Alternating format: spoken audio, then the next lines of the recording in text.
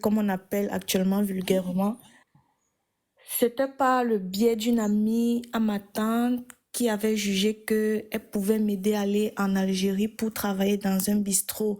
Parce qu'à l'époque, je travaillais à Kribi, dans un restaurant chinois.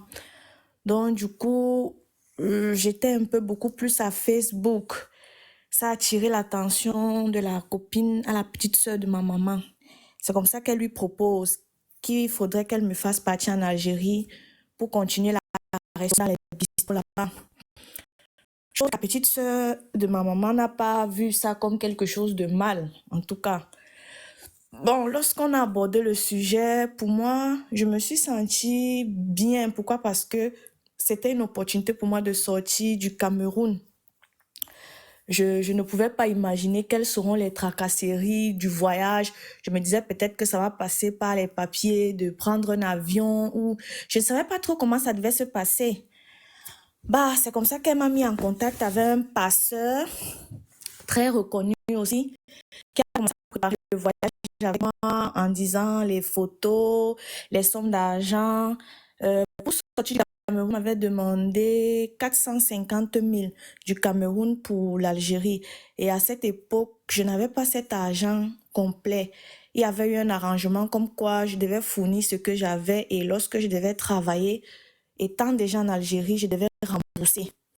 Et à cette époque, je pouvais disposer peut-être de 300 000 francs d'économie, hein. Bah, c'est comme ça que j'ai commencé à me préparer. Le passeur m'a pris. Comme quoi les photos, on me faisait les photos, les laisser passer. Dans ma tête, je savais pas réellement ce qui allait se passer devant. C'est comme ça que j'ai abandonné ma fille au Cameroun. J'ai pris la route le 6 septembre de Douala pour Garoua avec ce passeur. Étant à Garoua, on a voyagé avec 4 autres garçons. Nous sommes arrivés à Garoua. Il y a une autre équipe qui nous a retrouvés. Donc, c'était déjà 2 passeurs. On avait 2 passeurs et 2 équipes différentes, dont mon passeur et nous 5 et un autre passeur et 5 autres personnes. Bon, c'est comme ça que lorsque on commence à prendre la route, c'est vrai, je ne veux pas me jeter les fleurs. Je suis une jeune fille qui attire beaucoup les gens. Je ne sais pas si c'est physiquement ou c'est du marié. C'est comme ça que le passeur commence à lancer. C'est comme ça que le passeur, pardon, a commencé à lancer les yeux sur moi comme tout homme. Et moi, pour être un peu plus précise, quand je sors du Cameroun, je suis dans un foyer. Je peux dire que je suis dans un foyer, je vis avec un homme, avec ma fille, avec le père de ma fille. Donc, on s'était dit que j'allais et puis si les choses se passent bien, il pourra me rejoindre. Donc, je sortais du Cameroun étant la propriété de quelqu'un dans ma tête. Donc, du coup, je commence aussi à dire clairement au passeur que non, je peux pas faire ce genre de choses. Je suis la femme de quelqu'un. J'ai pas la tête à ça. Bah, il m'a compris. Dans ce sens-là, il avait compris vraiment que je ne connaissais pas où j'allais. C'est comme ça que lorsqu'on arrive au Niger, au Nigeria, Niger, en fait, on a traversé le Nigeria, le Niger, on arrive au Niger, tout se passait bien. Pourquoi? Parce que j'avais déjà cette priorité qu'il avait un œil sur moi. Où les gens pouvaient marcher, je ne marchais pas. Donc, je peux dire que jusqu'à ce niveau, j'avais ce privilège parce que vraiment, je voyais des gens souffrir. Il y a des filles qu'on avait croisées au Nigeria, des filles du Nigeria, les Ibo. On les a pris dans ce même convoi. Donc, au fur et à mesure qu'on avançait, on devenait plus nombreux dans le convoi de différents passeurs, en fait. C'est comme ça, lorsqu'on arrive au Niger, euh, on trie peut-être une quinzaine de filles parmi lesquelles j'étais triée parce que on s'habillait avec les saros comme les musulmans là. C'est comme ça qu'on nous trie. Quand on nous trie, je me dis peut-être que c'est pour faire des, des groupes pour continuer le voyage. Entre-temps, mon passeur s'était levé. Il s'était levé lorsque les autres étaient en train de faire ça. C'est comme ça qu'on nous trie peut-être 15 filles. On nous dit de monter dans la voiture. Lorsqu'on monte dans la voiture, je ne sais pas où on nous avait amenés, on s'est retrouvés comme dans une grande maison, une grande barrière en fait. C'était, je crois, la frontière entre le Niger et le Nigeria, cet endroit. Je ne peux plus trop me rappeler des noms des villes, mais c'était après Sokoto. C'est donc comme ça que lorsqu'on est dans cet immeuble, je me dis peut-être qu'on nous a décalé pour continuer le voyage. Donc, ce qui est sur mon passeur sera là d'un moment à l'autre. C'est comme ça que on nous dit, à lever vos... Je vois les messieurs sortir, ils disent, à lever vos voiles. On enlève nos voiles. Ils commencent à nous regarder. Ils parlaient comme une... C'était pas l'anglais qui parlait, c'était une langue, pas l'anglais, parce que moi, je comprends très bien anglais. Commence à dire que celle-ci va de l'autre côté, on était peut-être 15 filles. C'est comme ça que, apparemment, quand mon passé est revenu par derrière, mon passé a constaté que je n'étais plus parmi le groupe de ceux qui étaient là. Il demande que, où sont les autres? Ils disent que il y a un monsieur qui est venu dans la voiture pour venir trier les filles et il a pris Ange. C'est comme ça que mon pasteur se met donc en route pour aller vers là où il peut me trouver parce qu'apparemment c'était un trafic, il savait ce qu'il faisait. Donc, les filles qu'on avait pris qui étaient nous, c'était pour donner un Aladi Niger. Donc, apparemment, quand on prend les filles pour l'aventure, il y a une catégorie de filles qu'on trie qui vont passer un séjour, par exemple, de 6 mois ou 4 mois chez les Aladi là. Donc, comme si elles sont leur femme, bon, je ne vais pas appeler ça femme, comme leur fille de sexe, en fait. C'est donc comme ça que ils ont commencé à nous dire de nous déshabiller. On s'est déshabillé et nous regardaient nus. Je me suis déshabillée et nous regardaient nus. Après, on m'a dit, toi, va de l'autre côté. Après, on dit, celle-là, elle va aller chez on les appelle, ils avaient les noms là. Donc, on peut dire le chef, le chef, apparemment, dans ce trafic, il y a des personnes un peu plus gradées de la société de certains pays qui sont à la tête de ces trafics pour faire passer les gens, comme par exemple les lieutenants, les colonels, je ne sais pas trop. Donc, il y a les gens dans ces différents pays qui sont la tête de ces trafics-là pour donner la route du laisser-passer à nos passeurs. Donc, apparemment, c'était certaines de ces personnalités. C'est comme ça qu'on dit que toi, ça, tu vas devoir aller 6 mois chez tel. On est en train de parler comme ça, je suis perdue, j'étais perdue, je dis, mais de quoi est-ce qu'on est en train de parler? Après, on dit, madame, vous allez rester à tel endroit pendant 6 mois, vous serez la femme de tel homme, vous n'avez pas un mois à dire. C'est comme ça que j'ai commencé à pleurer parce que c'était effrayant pour moi. Je ne savais même pas déjà ce qui m'arrivait, où j'allais. Je ne voyais même pas la personne qui m'a pris pour m'amener jusqu'à là. C'est comme ça que quand j'étais en train de pleurer comme ça, un monsieur est venu, il m'a donné un coup à la tête en une langue pour me dire de me taire. C'est comme ça que quand il me dose comme ça, je me jette au sol, je commence à crier pour pleurer. Et j'avais le téléphone sur moi dans les seins. Il a levé le téléphone là. C'est comme ça que je suis là. On a commencé donc à nous donner les vêtements des gens du Niger là. Une autre qualité de vêtements des gens du Niger, on nous a vêtus. Comme on était 15, on divisé en deux. Ils ont pris le premier groupe des filles. Ils ont amené à un autre endroit qu'on ne connaissait pas. Moi, je devais aller dans un autre endroit pour la personne à qui j'étais réservée. C'est comme ça que les choses de Dieu, je ne sais pas comment mon pasteur a fait, j'ai seulement compris, il y avait dont les voix ont commencé à s'éclater. J'ai entendu la voix de mon pasteur par l'immeuble en bas, les voix ont commencé à s'éclater. Mon pasteur disait que je suis sa femme, je suis son épouse. Il m'a fait sortir du pays parce que il y a les problèmes de famille, nous sommes légalement mariés. Il ne peut pas accepter qu'un autre homme me prenne, c'est une abomination, il est musulman, ça va gâter le trafic. Mieux, il me libère et les autres filles partent. Soit il donne une autre fille à ma place. C'est comme ça qu'ils sont en train de créer les voix comme ça. Les messieurs qui étaient venus chercher disent à mon pasteur que dans ce cas, il va falloir que mon pasteur laisse 2 autres filles à ma place, si je suis sa femme, qui vont rester pour qu'ils continuent avec moi. C'est comme ça qu'on m'a levé de là. Je me suis retournée avec mon pasteur. On a pris 2 autres filles camerounaises qui étaient dans le même convoi que moi. On les a rien dit de ce qui devait se passer. On les a seulement dit que vous allez continuer le voyage après. Vous partez avec les messieurs là. C'est comme ça qu'on est parti avec les filles. J'ai continué le voyage. Ça, c'était d'abord le premier risque qui a failli m'arriver dans l'aventure. Bon, quand on arrive entre le désert et Tamaracet, il y a eu beaucoup de difficultés, oui, de la route roulée, on nous trimballe comme les animaux, on yalla, on nous met dans des voitures, en tas, ça c'est encore digérable même un peu. C'est encore digérable là, je peux digérer. C'est comme ça que quand j'arrive donc en Algérie, chez la femme qui était supposée m'accueillir comme étant la meilleure amie de la petite sœur de ma mère, Quand j'arrive le premier jour, on commence d'abord à me prendre, à me cacher. On me dit, attention, cache-toi à la police. Donc, on a commencé à me frustrer au niveau de la gare de Alger, parce qu'on m'avait pris de Tamaracet pour Alger. J'essaie un peu d'éviter les détails parce que les beaux-ailleurs vont essayer de comprendre. C'est pas facile pour arriver là-bas, le refoulement, parce que c'est illégal. Donc, j'ai commencé à subir déjà les traumatismes de ça. On me transportait d'un endroit à un autre, c'était des tortures. Bon, quand j'arrive donc, la femme commence à me dire, ici, on ne sort pas n'importe comment.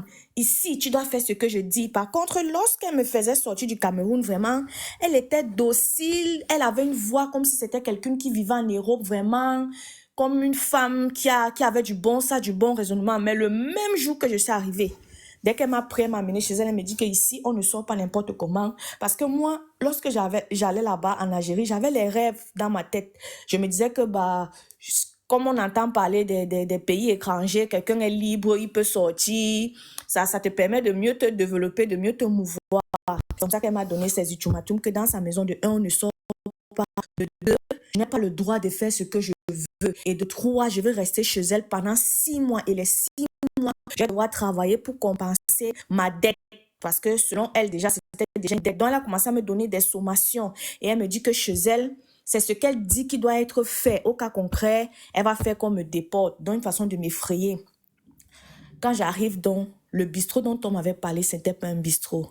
Cette femme faisait ce qu'on appelle le trafic de prostitution des jeunes filles. On appelle ça là-bas en Algérie les Nganda, les maisons closes des Nganda. Donc cette femme faisait partie des femmes qui avaient ces trafics-là. Donc elle avait, c'était comme, je veux pas appeler ça bar, parce que le bar même un peu c'est aéré. Le bar c'est aéré, c'était des endroits où on consomme la drogue, la fumée partout, les trucs fermés, fermés, fermés. On consomme de l'alcool.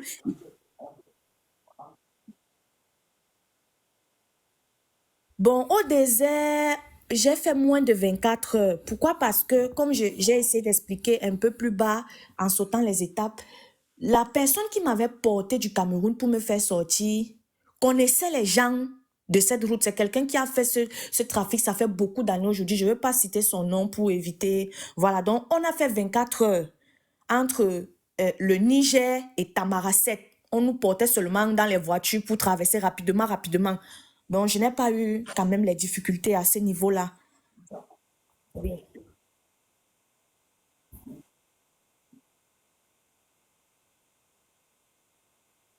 Non, le problème c'est que comme j'ai dit, c'est comme si c'était vraiment, comme on dit, chacun son histoire dans cette aventure. Parce que déjà, je lui avais dit, je ne peux pas sortir avec toi, vu que je suis la femme de quelqu'un, j'ai ma fille. Et quand je sors, je m'avais travaillé au bistrot pour avoir un peu plus d'argent, je me cherche. Donc, lui, il avait directement su que je ne suis pas une fille du dehors, je ne connais même pas où je pars. Donc, vu que c'est quelqu'un qui fait cette route, il connaît les filles qui transportent, il connaît les mentalités. Donc, il a jugé que je ne connais même pas où je pars. Donc, du coup, il ne faut même pas qu'il insiste. Tu vois un peu. Mhm. Effectivement. Donc, c'est donc comme ça que je me rends donc compte que le bistrot dont on m'avait parlé, c'était pas un bistrot. Parce que quand tu dis à quelqu'un, tu vas travailler dans un bistrot, je me suis dit, ça devait toujours être dans la restauration, comme moi je travaillais avec les Chinois, dans la cuisine. Je me suis donc retrouvée dans un cercle vicieux où les gens boivent, fument. Je ne sortais pas. J'ai fait 6 mois dans une maison enfermée. C'était même pas une maison, c'était l'Onganda. Parce que la maison de cette femme, on n'avait pas le droit d'aller dans sa maison.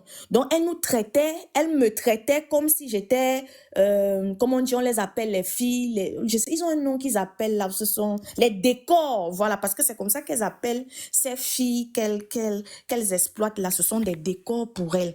C'est comme ça donc que j'ai commencé à être troublée. Pourquoi? Parce que je n'avais jamais vécu ce genre de milieu, même étant au Cameroun, les boîtes de nuit. Donc, j'étais troublée. La fumée, le banga, c'était quelque chose de légal dans ce cercle vicieux.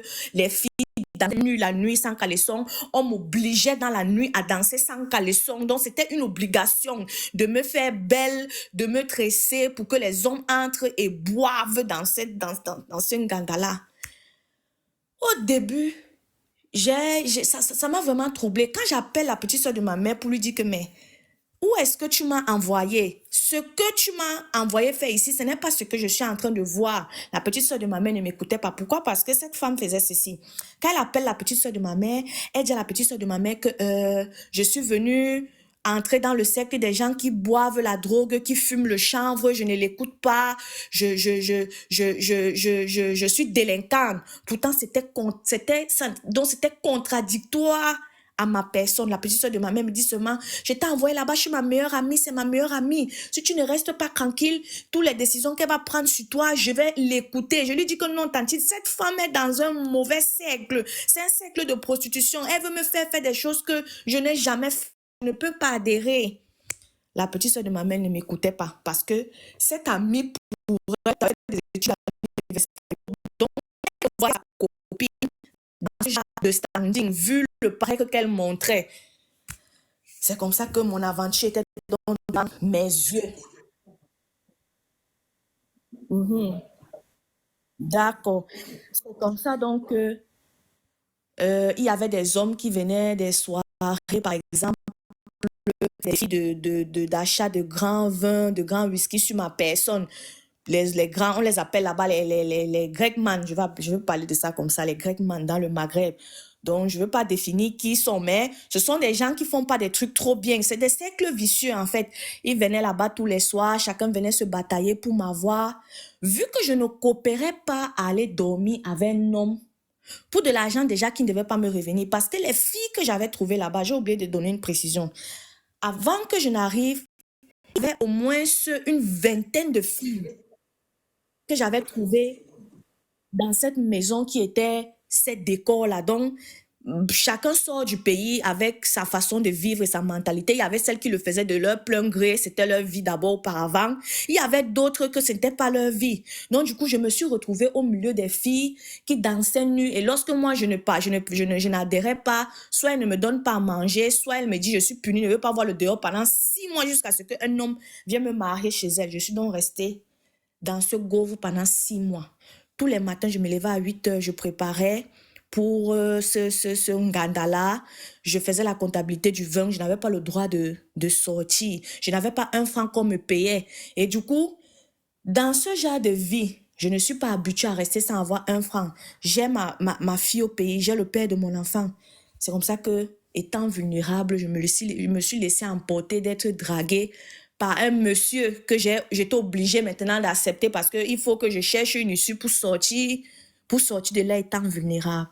C'est donc comme ça qu'un grec man s'est proposé de venir m'enlever de là parce que c'était devenu un peu comme de la pitié pour moi. Je disais à qui veut l'entendre. Et eux, ça ne les dérangeait pas. Pourquoi? Parce qu'ils étaient déjà habitués à ce siècle. Les gens qui ont fait les 10 ans.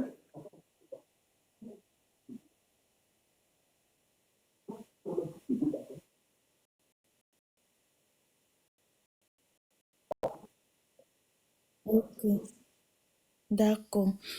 C'est donc comme ça que je me suis retrouvée vulnérable à cet endroit. C'est comme ça que j'ai commencé à accepter la relation d'un grec man dans mes oreilles là-bas pour pouvoir sortir, qui m'avait dit il est capable de me racheter à cette dame pour pouvoir partir de moi, pour que je puisse voler de mes propres ailes. C'est donc comme ça que le monsieur m'a racheté à la dame.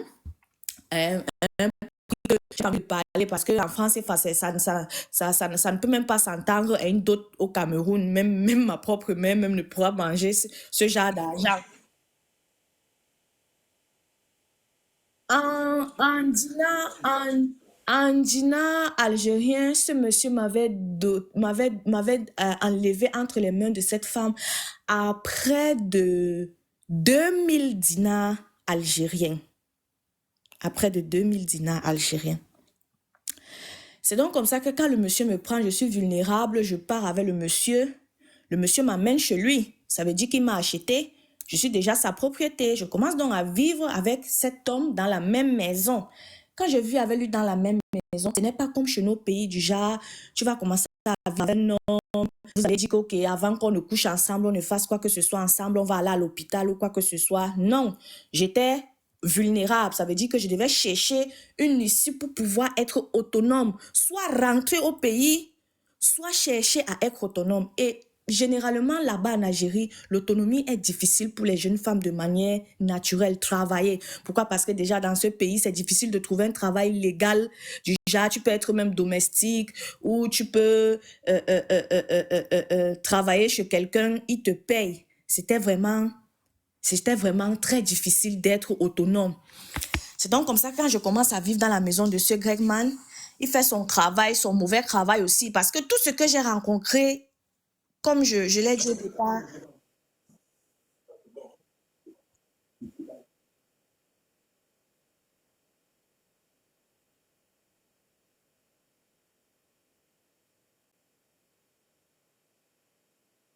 ok, c'est donc comme ça que quand je commence à vivre avec le monsieur dans la même maison, il fait surtout son travail de Gregman. Ce n'est pas quelqu'un qui est pieux. Il sort, il rentre avec les blessures de certains jours. Des fois, il rentre avec des masses d'argent. Il divise, il donne ma part. Il me dit qu'ok, je vais rester avec toi jusqu'à, par exemple, 6 mois. Après, il va falloir que tu partes parce que je ne pourrai plus être responsable de toi. Je vais te dédommager. En fait, c'est un cercle vicieux. C'est cette façon de fonctionner là-bas. C'est comme ça que de temps en temps, je restais que dans la maison. Parce que là-bas, déjà, il y a beaucoup de refoulements. Donc, même pour sortir, pour être épanoui, ce n'est pas quelque chose d'évident. Aller peut-être en boîte, sortir n'importe comment. Donc, c'est lui qui sortait, partait faire son travail de Gregmania. Moi, déjà, je ne pouvais plus me retrouver encore en train d'aller m'amuser dans un ganda parce que c'était pas déjà mes cercles. J'avais déjà une mauvaise image de ces endroits. Donc, il sortait, il partait toujours dans ces milieux-là parce que c'est plusieurs types de nganda, comme ils appellent là-bas dans ce pays-là. Du coup, je restais seule. Et le jour qu'il a un peu beaucoup plus d'argent, il donne un peu ma part. Le reste, il s'en va faire sa java. Il couche avec les femmes. Il vit sa vie de débauche. Donc, je me suis retrouvée vulnérable, mais obligée d'être là pour chercher, soit rentrer, soit me débarrasser. C'est donc comme ça que pendant une période de 4 mois, je suis restée avec ce dernier. Lorsque j'ai pu avoir un peu d'argent, je lui ai dit comme quoi j'ai envie de rentrer au Cameroun.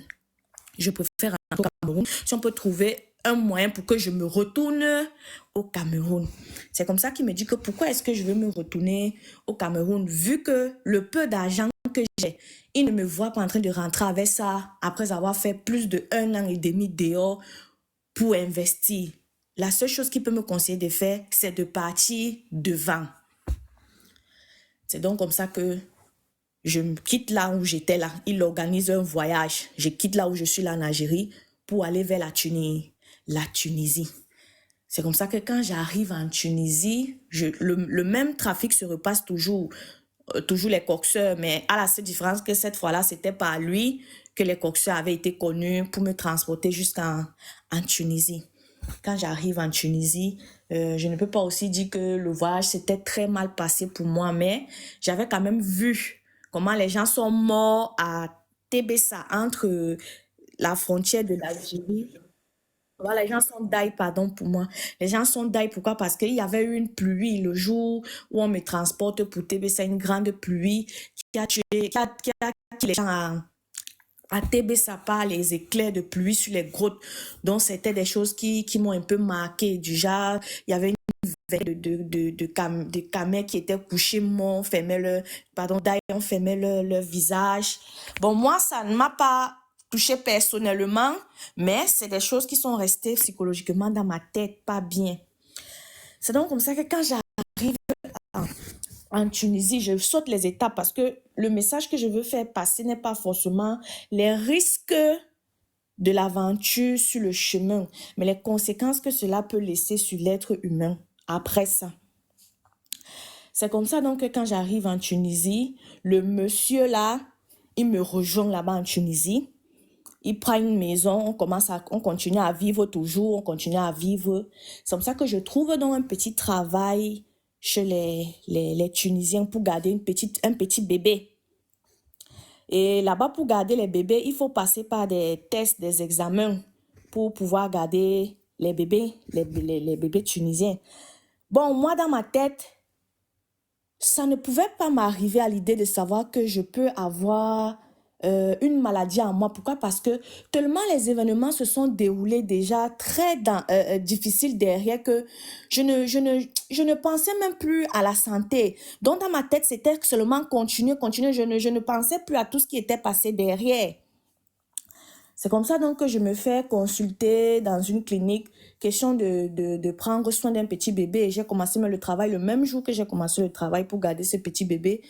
Le papa de ce petit bébé m'a pris, m'a amené à l'hôpital. C'est moi-même qui étais galvanisée. Elle a dit oui, allez avec moi à l'hôpital pour faire les examens pour que je garde cet enfant. Le temps pour nous de chercher comment on va trouver la route du voyage pour partir en Europe. C'est donc comme ça que lorsqu'on arrive dans cette clinique, on me prend le sang. On dit que les résultats vont sortir à partir de 15 heures. C'est comme ça que le monsieur me dit, ok, entre-temps, donc, commence à prendre soin de l'enfant. Il est allé au travail. J'ai un bébé peut-être de 7 mois, bébé tunisien. C'est comme ça que je commence à prendre soin de l'enfant toute la journée. Vers 17 heures, parce que je devais rentrer normalement à 18 heures selon le contrat que le monsieur avait eu avec moi. Vers 17 heures, le monsieur arrive avec sa femme à la maison. Ils m'ont trouvé avec le petit bébé. Elle était collant à moi. Pourquoi? Parce qu'apparemment, à l'époque, elle n'acceptait pas la nourriture. Quand sa mère fait à manger, elle ne mange pas, elle pleure. Donc, sa mère voulait une nounou que l'enfant va aimer et s'adapter. C'est comme ça, le même jour, l'enfant s'est adapté avec moi. L'enfant a commencé à manger, me coller comme si l'enfant me connaissait. Donc, quand ils sont entrés, leur visage était crispé de larmes. Pourquoi? Parce que l'enfant était agrippé, collé sur moi. Quand sa mère tend les mains comme ça, l'enfant ne veut pas partir. C'est comme ça que le monsieur a commencé à pleurer. Un Tunisien. Il a commencé à pleurer. Après, sa femme me dit, donne l'enfant. Quand je donne l'enfant, l'enfant ne veut pas partir. L'enfant colle seulement sur moi. Après, il me dit, madame, qui vous a donné ça? J'ai dit, donner quoi? Il me dit qu'on vient de recevoir les résultats de la clinique. Vous avez le VIH. C'est comme ça qu'elle dit que, ah bon? J'ai le VIH. Directement, la chair de poulet est sortie sur moi. J'ai dit, oh là là. Oh là là. Après, il me dit, madame, qui vous a donné ça? Directement, je ne sais quoi lui dire, je ne sais quoi lui répondre. Je lui dis, est-ce que je peux avoir mes examens? Après, il me dit, désolé, vous ne pouvez pas continuer à travailler ici, mais je vais vous payer la journée que vous avez travaillé. Le monsieur est entré, il m'a donné 300 dinars tunisiens en une journée. 300 dinars tunisiens. Il a porté ça comme ça, il m'a remis, il a dit que ça peut vous aider. C'est comme ça qu'il a démarré sa voiture. Il est parti avec mon laboratoire, on a pris le résultat, on m'a donné. C'est comme ça que je suis rentrée, affolée vers celui qui m'avait amené là-bas, qui était venu me recouvrir là-bas à Tunisie. Là. C'est comme ça que j'ai pris ça, je lui ai tendu, je lui ai dit que mais on vient de me donner ce résultat. Et entre-temps, il faut préciser que quand je rencontre le grec man là, ce grec man là qui me fait sortir de la maison de cette femme, avec les examens que cette femme m'a fait faire à l'arrivée, donc peut-être ça faisait peut-être une semaine que j'avais même amené à l'hôpital, question de voir si je suis en santé, si la marchandise va bien. Donc, il y avait les documents qui certifiaient que j'allais bien. J'ai pris ces documents, j'ai remis à cet homme, c'était dans ma valise. Donc, cet homme savait que je me porte très bien. Du coup, donc, quand je le confronte, je lui dis, mais quand on s'est rencontrés, moi, je n'avais pas quelque chose sur moi, vu qu'il y a les documents qui attestent que ça fait pratiquement 7 mois aujourd'hui, je suis passée par un hôpital et je ne suis pas malade. C'est comme ça que le monsieur a baissé sa tête. J'ai dit au monsieur, donc tu savais que tu es malade, mais tu m'as quand même fait me coucher avec toi pendant tout ce nombre de temps pour me donner le VIH. C'est donc comme ça que mon chagrin commence en Tunisie. Pourquoi? Parce que déjà, le stress subi de l'aventure jusqu'à ce niveau, j'ai commencé à avoir des remords de pourquoi j'étais quittée au Cameroun, de tout ce que j'ai vécu. J'ai commencé à chagriner. C'est comme ça que je lui dis que là où c'est là, il faut automatiquement qu'au plus tard dans 2 semaines, tu trouves un moyen pour que je quitte d'ici. Parce que ici, je ne serai pas suivie. Parce que même si la maladie ne se présente pas sur moi, déjà à la phase que je suis malade, je suis une malsaine. Ça veut dire qu'on a déjà détecté que j'ai un virus. Ça veut dire que d'un moment à l'autre, je peux commencer à être malade. Et toi, tu vis avec ça depuis plus de 10 ans en Algérie. Ça veut dire que tu savais concrètement que tu l'as. Qu'est-ce que je devais faire? Je n'allais rien faire à ce monsieur vu que Je suis qu'une femme, j'étais vulnérable. C'est un homme, c'est un gentleman. Et quand je lui parlais même, donc ça ne l'a pas fait culpabiliser, ça ne l'a pas fait peur, donc ça ne l'a pas rendu, je vais dire quoi, comme ça ne l'a pas fait comme si quelque chose le surprenait. C'est comme ça que le monsieur a fait tout pour tout. Peut-être dans une semaine, il a organisé le voyage. Dieu béni. Nous sommes ancrés en Europe à 2. Quand on est ancrés en Europe à 2, j'ai donc décidé de prendre ma route. Quand j'ai pris ma route, je me suis retrouvée ici où je suis ici aujourd'hui en France. Je suis aussi partie seulement vers les services sociaux, raconter mon histoire. Heureusement, je suis tombée par la grâce de Dieu sur une bonne association qui a pris soin de moi, qui a commencé à prendre charge de moi médicalement, physiquement, psychologiquement. C'est comme ça que j'ai eu la grâce qu'aujourd'hui, je peux être debout et que je ne sois pas quelqu'un qui peut donner ce virus à quelqu'un et que je peux vivre avec. Donc, voilà un peu mon histoire, comme je voulais donner tantôt comme conseil, parce que je ne veux même pas parler des dangers de la route.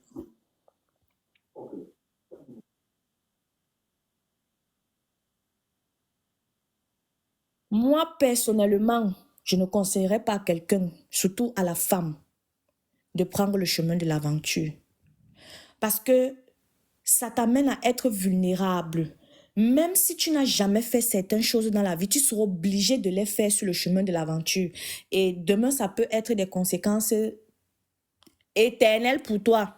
Un peu comme ce que je viens de raconter. C'est vrai, je suis mariée, j'ai un mari, parce que moi, je suis quelqu'un qui dit tout vrai. J'ai des enfants, mais c'est resté à moi. C'est quelque chose qui va rester éternellement dans ma tête, même si je vais bien. Mais je ne peux pas conseiller à une jeune fille de prendre la route de l'aventure. Sauf celles qui sont habituées à être des filles de joie, excusez-moi de dire ça, depuis le pays. Parce que chacun a d'abord sa vie. Là, c'est autre chose. Mais celles qui ne savent pas ce milieu, qu'on ne trompe jamais une jeune fille pour dire que on va t'amener travailler à tel endroit, tu vas devenir ceci ou cela, parce que ce sont des endroits vicieux sur tous les pays du Maghreb. Il y a plein de travail là-bas légalement, facilement. Un peu la Tunisie, et la Tunisie même, c'est juste les tâches ménagères. Si tu as quelqu'un qui sait faire ce genre de choses, tu n'as rien fait à part vendre ton corps ou t'accrocher derrière soit un grec man là ou un guide, porter même une grossesse peut-être. Imagine un peu que j'avais porté une grossesse là-bas, étant dans cette situation, ça veut dire que cet enfant, quelque chose de très donc c'est une jeune fille de prendre la projet de vie, il y a des filles qui prennent là en Algérie. Ce n'est pas que c'est quelque chose, c'est un cercle vicieux pour les gâter parce que tout le monde couche avec X ou Y. Même celui que tu vas voir bien important. Parce que quand je parle de toi, celui-là, c'est un monsieur très bien important. Ça